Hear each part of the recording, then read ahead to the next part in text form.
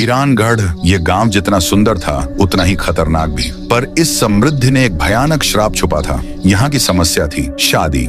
जब भी इस गांव में किसी की शादी होती, 7 फेरे पूरे होने के ठीक बाद एक अदृश्य शक्ति अचानक दूल्हा दुल्हन का सर धड़ से अलग कर देती थी।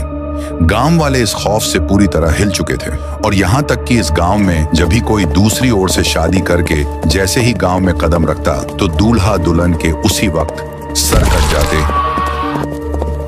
अमावस्या की डरावनी रात। इस खूनी श्राप को खत्म करने के लिए गांव में महान बाबा थुंग थुंग आए। गांव के ठीक बीच में हवन की आग के सामने बाबा थुंग थुंग ने अपना शक्तिशाली मंत्र बोलना शुरू किया।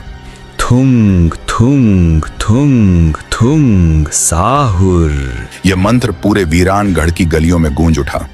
जैसे ही मंत्र खत्म हुआ, बाबा के सामने कुछ चुड़ैल प्रकट हुई। मंत्र की शक्ति से वह थुंग थुंग पर बहुत गुस्सा हुई, पर बाबा की शक्ति के आगे वह टिक न पाई। पलक झपकते ही बाबा ने उसे एक पिंजरे में कैद कर लिया। बाबा ने गुस्से में दहाड़ते हुए पूछा, ये कमबख्त, तू चाहती क्या है? इस गांव के शादीशुदा लोगों को क्यों मारती है? बता, वरना तेरा खैर नहीं। डर से कांपते हुए चुड़ैल ने राज खोला। मुझे एक लड़के से शादी करनी है, बस उसके बाद मैं ये श्राप हटा दूंगी। बाबा बोले, ठीक है, सही वक्त आने पर मैं तुझे बता दूंगा। और फिर कुछ और मंत्रों के साथ बाबा ने उस चुड़ैल को अपने हाथ में रखे एक मिट्टी के मटके में कैद कर दिया। गांव वालों की सांसें थमी हुई थीं। बाबा ने उन्हें शांत किया और ऐलान किया, देखो गांव वालों, अब वो चुड़ैल मेरे मटके में कैद है। अब कोई भी शादीशुदा जोड़ा इस गांव में नहीं मरेगा। इस खबर से तुम सोच नहीं सकते कि गांव में कितनी खुशी फैल गई। चारों तरफ एक ही नारा गूंज उठा, थुंग थुंग बाबा की जय हो। अपनी महानता और शक्तियों के कारण बाबा थुंग थुंग गांव से कई कोसों दूर एक अजीब से दिखने वाले घने जंगल में रहते थे। उनकी तपस्या का अंदाज भी यूनिक था। वह एक विशाल सूखे पेड़ के नीचे हवा में उड़ते हुए घंटों घंटों तक अपनी साधना करते। बाबा थुंग थुंग की पहचान इतनी थी कि लोग दूर दराज से अपनी हर समस्या लेकर उस खतरनाक जंगल में पहुंचते थे।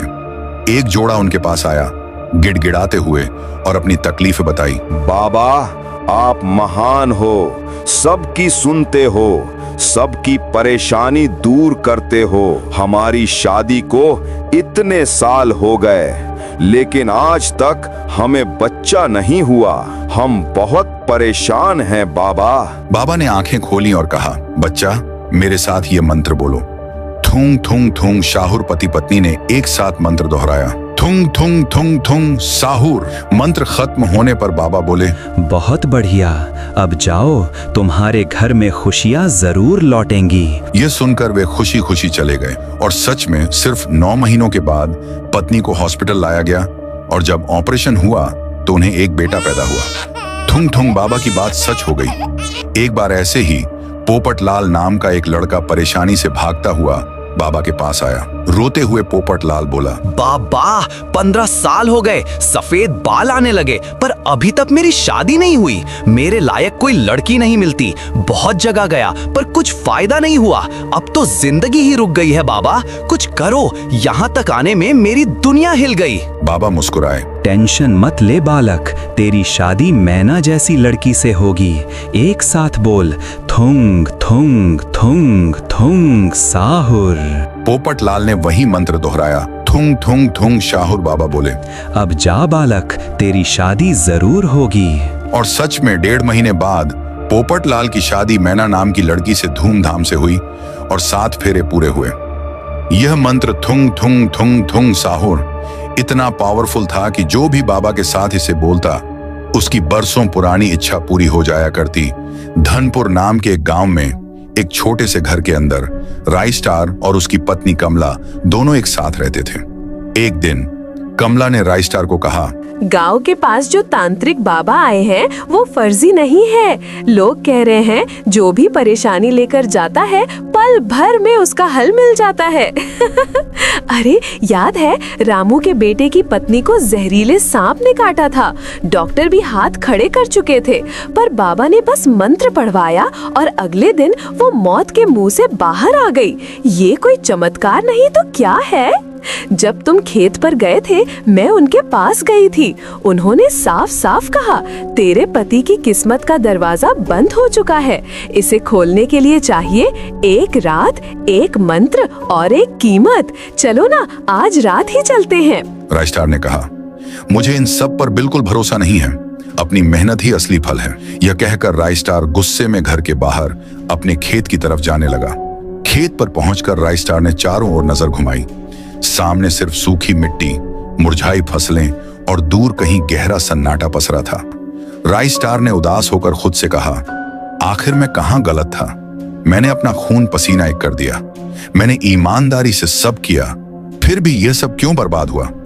यह सोचकर राइस्टार वापस अपने घर की ओर लौट गया। अगली सुबह राइस्टार अभी भी बिस्तर पर था। दरवाजे पर गांव के साहूकार डोरबेल बजा रहे थे। आवाज ये सुनकर राइस्टार दहशत में उठ बैठा। वह तेजी से सीढ़ियों से नीचे भागा और दरवाजे पर जाकर देखा तो साहूकार गुस्से से सामने खड़ा था। उसने राइस्टार को गुस्से से कहा, ओए, क्या इरादा है तेरा? मेरा पैसा लौटाएगा या नहीं? तुम जैसे लोगों के लिए मुझे मेरी नींद खराब करके आना पड़ता है। 2 महीने हो गए, कोई खबर नहीं। तुम गरीब लोग कमाल करते हो। जब लेने आते हो तो आ जाते हो और जब लौटाने की बारी आती है तो गायब हो जाते हो। राइस्टार तुरंत हाथ जोड़कर गिड़गिड़ाया, माफ करो साहूकार, मैं सच में आपका पैसा लौटाऊंगा। बस थोड़ा और समय दे दीजिए। मेरी हालत देखिए, मैंने कर्ज का एक एक पैसा उस जमीन में लगाया, पर फसलें मर गईं। साहूकार ने कहा, समय? अब कितना समय दूं मैं तुझे? तेरा ब्याज हर दिन तेरी कीमत से भी ज्यादा बढ़ रहा है। अब मेरे पास एक ही रास्ता बचा है, तेरी जमीन अपने नाम करवा लूं। राइस्टार फूट फूट कर रो पड़ा। वह जोर से बोला, नहीं साहूकार, ऐसा मत कीजिए। बस 1 हफ्ता, मैं ऊपर वाले की कसम खाता हूं, 1 हफ्ते में मैं कुछ ना कुछ जरूर कर लूंगा। प्लीज बस 1 हफ्ता। तभी राइस्टार के पीछे कमला आई। उसके कांपते हाथों ने साहूकार को नमस्ते किया। उसकी आंखों में गहरा डर और विनती भरी थी। साहूकार ने एक पल के लिए कमला की ओर देखा, फिर कठोरता बोला, जा, तेरी बीवी की शक्ल देख के आज छोड़ देता हूँ, वरना अब तक तेरा घर भी मेरे पास गिरवी हो गया होता। उसने राइस्टार को अंतिम चेतावनी दी। याद रख राइस्टार, सिर्फ 1 हफ्ता। उसके बाद मैं तुझे 1 घंटा भी ज्यादा नहीं दूंगा। यह कहकर साहूकार गुस्से में वहां से चला गया। वह राइस्टार को सिर्फ 7 दिन की मोहलत देकर गया था। साहूकार के जाते ही राइस्टार शर्मिंदगी से गर्दन झुकाए वापस ऊपर कमरे की ओर चला गया। कमरे के अंदर पहुंचकर वह चुपचाप एक जगह रुक गया। उसके चेहरे पर असहायता और गहरी टेंशन साफ झलक रही थी। तभी कमरे में कमला आई और बोली, जो होना था हो गया नहीं, अब और चुप नहीं बैठूंगी। हम आज रात ही चलेंगे उस बाबा के पास, चाहे तुम्हें पसंद हो या नहीं। राइस्टार आखिरकार हार मानकर, ठीक है चलो, ये भी करके देखते हैं। राइस्टार कमला की बात मान ली थी। रात होते ही कमला और विजय खामोशी से घर से निकल पड़े। कुछ घंटों के थका देने वाले सफर के बाद वे थुंग थुंग बाबा के जंगल में पहुंचे। बाबा अभी भी उसी सूखे पेड़ के नीचे हवा में उड़ते हुए तपस्या कर रहे थे। जैसे ही दोनों उनके सामने आए, बाबा एकदम से बोले, मुझे पता था तुम दोनों यहाँ जरूर आओगे। तेरी पत्नी कमला ने मुझे सब कुछ पहले ही बता दिया है। तेरी जमीन का हाल, तेरी टूटी हुई उम्मीदें, तेरी रात दिन की मेहनत और आखिर में तेरी हार, सब देखा है मैंने, सब जाना है। मगर अब और डरने की कोई जरूरत नहीं है। ये सब बहुत जल्द बदलने वाला है। उन्होंने कठोर शर्त रखी, बस एक ही बात याद रखना, तुम्हें वही करना होगा जो मैं कहूँगा, बिना किसी सवाल के और बिना किसी शक के। मेरी बात ध्यान से सुन। कल रात तुम अकेले आना, तुम्हारे साथ कोई नहीं होगा, तुम्हारी बीवी तक नहीं। ये साधना सिर्फ तुम्हें अकेले ही पूरी करनी होगी। अगर किसी को भी साथ लाए तो सब कुछ बेकार हो जाएगा। राइस्टार ने सवाल किया, अकेले? पर क्यों? बाबा ऐसा क्या होगा? बाबा टोकते हुए कहे, सवाल मत कर, मैंने कह दिया ना, ये काम तुम्हें अकेले करना है। तुम्हारी किस्मत तुमसे नाराज है और उसे मनाना है तो तुम्हें अकेले ही उस रास्ते पर चलना होगा। अब जाओ और आज रात शांति से सो लो, क्योंकि कल की रात, हाँ, वही तुम्हारी जिंदगी की सबसे लंबी रात साबित होगी। अगले दिन सूर्य ढलते ही राइस्टार फिर से उस बाबा के पास आया, लेकिन इस बार अकेला। उसके मन में अब भी डर और बाबा के प्रति संकोच था। राइस्टार उनके सामने पहुंचा। कुछ पल तक बस गहन सन्नाटा रहा। हवा में अगरबत्ती की हल्की महक थी और पेड़ की शाखाएं रह रहकर सरसराती थीं। बाबा थुंग थुंग बोले, पता था आएगा तू, तेरे मन में अब भी डर है, पर अब वापस जाने का रास्ता नहीं बचा। राइस्टार ने झुककर पूछा, बाबा मुझे बताइए क्या करना होगा, कैसी साधना है यह? बाबा ने रहस्यमय आवाज में कहा, ये साधना उस शक्ति की है जो सबसे खूबसूरत हो सकती है, जो मोह में डाल सकती है और जो पल भर में सब कुछ तबाह भी कर सकती है। ये वो ताकत है जो तेरी फूटी किस्मत को पलट देगी, मगर याद रखना, बदले में ये बहुत बड़ी कीमत मांगती है।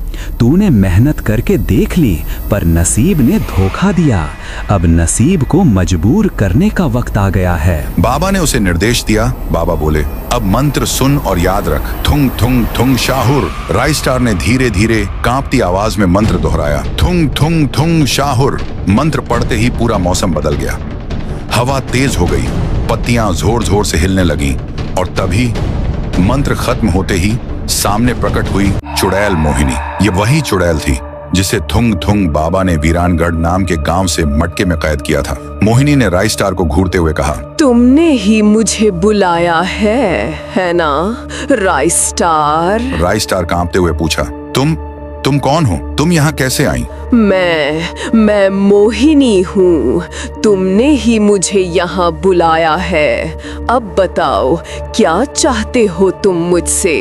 इस वीरान रात में, इस जंगल में तुम मुझे क्यों याद कर रहे थे? मैं बहुत बड़ी मुश्किल में हूँ। मेरी जमीन, मेरा सब कुछ छिनने वाला है। मेरी मेहनत बर्बाद हो गई। मोहिनी ने भारी आवाज में कहा, मैं तुम्हारी मदद कर सकती हूँ राइस्टार। मुझे तुम्हारी ये साधना मुझे पसंद आया है। मैं तुम्हें तुम्हारी हर परेशानी से निकाल दूंगी। तुम्हारा दुख, तुम्हारी ये तंगी, डर सब खत्म हो जाएगा। आज से मैं तुम्हारे साथ रहूंगी। तुम्हारे पास ढेर सारा धन होगा, सफलता मिलेगी और सुख ही सुख होगा। पर मेरी एक शर्त है, बदले में तुम मेरे हो जाओगे, हमेशा के लिए, सिर्फ मेरे। किसी और परदेसी स्त्री से तुम्हारा कोई रिश्ता नहीं हो सकता, न मन से न शरीर से, कभी भी नहीं। क्या तुम समझे? और अगर तुमने कभी भी ये वचन तोड़ने की हिम्मत की तो याद रखना, इसका अंजाम बहुत भयानक होगा। राइस्टार ने मोहिनी की ओर देखा। उसकी सम्मोहक सुंदरता इतनी तेजस्वी थी कि कुछ पल के लिए उसकी सोच ही थम सी गई। अपनी जमीन बचाने की डेस्परेशन में उसने बस इतना ही कहा, ठीक है, मुझे मंजूर है। धनपुर की अगली सुबह बेहद खूबसूरत थी। राइस्टार आज देर से उठा। घर में चारों ओर देखा, सब वैसा ही था, गरीबी और सूखे खेतों की झलक। उसे लगा कि वह सब पागलपन था। इस सोच के साथ राइस्टार रोज की तरह अपने खेत की ओर निकल पड़ा। राइस्टार खेत को देखा, उससे उसके होश उड़ गए। कल तक जो जमीन सूखी, वीरान और मुरझाई थी, वह रातों रात हरे भरे लहलहाते खेतों में बदल गई थी। यह किसी चमत्कार से कम नहीं था। राइस्टार को बेहद खुशी हुई। खुशी खुशी वह वापस घर लौटा। घर पहुंचकर पाया कि दरवाजे के पास कमला खड़ी थी। कमला ने खुश होकर कहा, अजी, आज तो कितना अच्छा दिन है। मैंने कहा था ना, उन बाबा के पास हर समस्या का हल है। चलो जल्दी से नाश्ता कर लो, फिर साथ में खेत चलेंगे। राइस्टार ने शर्त को याद करते हुए कहा, रुको वहीं, मेरे पास मत आना। मैं अभी सरपंच से बात करके आता हूँ। सारा कर्ज भी जल्द निपटा दूंगा। तुम अंदर जाओ और मुझसे थोड़ी दूर रहो। कमला का चेहरा उतर गया, वह झुंझलाहट में ऊपर चली गई। तभी राय स्टार ने थोड़ी दूरी पर मोहिनी को खड़े देखा। वह हंस रही थी, उसकी हंसी में एक मिठास थी। राय स्टार ने मोहिनी को एक कमजोर से मुस्कान दी। उसके चेहरे पर अब उम्मीद के साथ एक अनजाना डर भी सरक गया था। विजय तुरंत साहूकार के घर की ओर बढ़ा, कर्ज चुकाने के लिए। पर वहां पहुंचकर उसने देखा, साहूकार के घर के सामने जबरदस्त भीड़ थी। लोग दबी आवाज में कुछ सनसनीखेज चर्चा कर रहे थे। राय स्टार चिल्लाया, यहाँ क्या हुआ है? इतनी भीड़ क्यों लगी है? एक आदमी सन्न होकर बोला, अरे राय स्टार, सुनया नहीं क्या? कल रात करीब 1 बजे जब साहूकार नींद में था, एक भयानक हवा उसके घर में घुसी और कमरे में जाके साहूकार का सर ही धड़ से अलग कर देता। वो नींद में ही चल बसा। जब सुबह नौकर ने दरवाजा खोला तो वो बिस्तर पर धड़ से अलग पड़ा था। उसका कोई अपना नहीं था, ना बीवी ना बच्चे। इसका मतलब है कि हमारा सारा कर्जा माफ हो जाएगा। भले ही वजह बहुत दुखद हो, पर ऊपर वाले का लाख लाख शुक्र है। बाजू में मोहिनी खड़ी होती है, धीरे धीरे मुस्कुराती है जैसे कि उसे सब पता हो। राय स्टार के चेहरे पर हैरानी उमड़ कर आती है। वह चुप खड़ा रहा, मन ही मन समझ गया था ये सब उसी साधना का नतीजा है। वक्त के साथ विजय की किस्मत और हालत सच में बदल चुकी थी। फसलें लहलहा रही थीं, घर के बाहर महंगी गाड़ियां, नौकर चाकर, आराम की जिंदगी थी। लेकिन राय स्टार और कमला के बीच की दूरी अब असहनीय हो गई थी। विजय अक्सर रातों को बाहर रहता और कमला खामोश अकेली सो जाया करती। थकावट से उठकर कमला ने खुद से कहा, बस अब और नहीं। आज मैं उससे बात करके ही रहूंगी, अब ऐसे नहीं चलेगा। कुछ मिनटों बाद राय स्टार थका हारा कमरे में दाखिल हुआ। वह कपड़े बदलने के लिए ड्रॉवर के पास आया और शर्ट काटने ही वाला था कि अचानक पीछे से 2 नरम हाथ उसके सीने पर अटक गए। एक पल के लिए उसकी सांसें थम गईं। उसे लगा यह मोहिनी है। विजय ने उन हाथों को पकड़ा, पलट कर देखा और उसका चेहरा जम गया। वह मोहिनी नहीं बल्कि कमला थी। विजय चीखा, क्या तुम पागल हो गई हो? तुम्हें कितनी बार कहा है कि मुझसे दूर रहो? क्या तुम्हें समझ नहीं आता? कमला सन्न रह गई। उसकी आंखों में गहरी चोट और सवाल थे। तभी दरवाजे के पास खड़ी मोहिनी ने ये सब देख लिया था। मैंने कहा था ना, किसी पराई स्त्री से रिश्ता नहीं, कभी भी नहीं। फिर भी तुमने ये गलती की, अब इसका अंजाम भी भुगतो। ये कहकर मोहिनी तेजी से कमला के पीछे आई और खंजर से पल भर में कमला का सर धड़ से अलग कर दिया। ये देखकर राय स्टार जोर से चीखा, ये तुमने क्या किया? मेरी बीवी को मार दिया। ऐसा करने की हिम्मत कैसे हुई तुम्हारी? मुझे लगा था। मोहिनी ने ठंडी आवाज में कहा, तुमने खुद को मुझे सौंप दिया था। तुम्हारी बीवी तुम्हें मुझसे छीनना चाहती थी, इसलिए मैंने उसे रास्ते से हटा दिया। पर लगता है तुम सिर्फ मेरी शक्तियों के लिए दिखावा कर रहे थे। राय स्टार कांपते हुए बोला, नहीं, ऐसा नहीं है। मैं बस एक गलती कर बैठा। पर उसे मारने की क्या जरूरत थी? वो बस एक अनजाने में हुई गलती थी। पर कोई फायदा नहीं था। मोहिनी आगे बढ़ी और सीधे खंजर से राय स्टार का गला धड़ से अलग कर देती है और फिर दोनों ही वहां खून के ढेर बनकर रह गए।